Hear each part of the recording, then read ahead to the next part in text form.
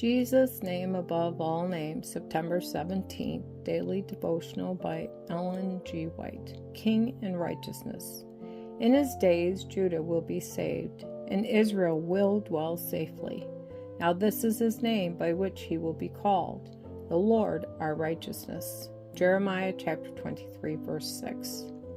Isaiah's rapt portrayals of the Messiah's glory were his study by day and by night. The branch from the root of Jesse, a king to reign in righteousness, judging with equity for the meek of the earth, a covert from the tempest, the shadow of a great rock in a weary land, Israel no longer to be termed forsaken, nor her land desolate, but to be called of the Lord my delight, and her land Beulah.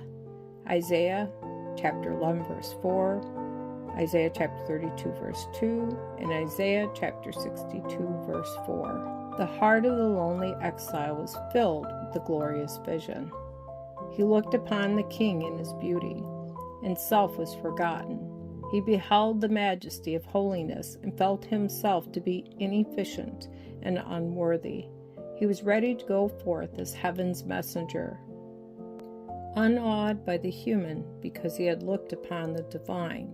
He could stand erect and fearless in the presence of earthly monarchs, because he had bowed low before the King of Kings. John did not fully understand the nature of the Messiah's kingdom. He looked for Israel to be delivered from her national foes, but the coming of a king in righteousness and the establishment of Israel as a holy nation was the great object of his hope. Thus he believed would be accomplished by the prophecy given at his birth. To remember his holy covenant, that we, being delivered out of the hand of our enemies, might serve him without fear in holiness and righteousness before him all the days of our life. He saw his people deceived and self-satisfied and asleep in their sins.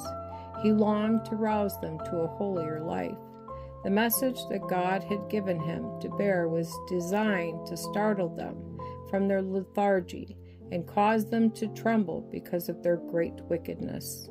Before the seed of the gospel could find lodgment, the soil of the heart must be broken up.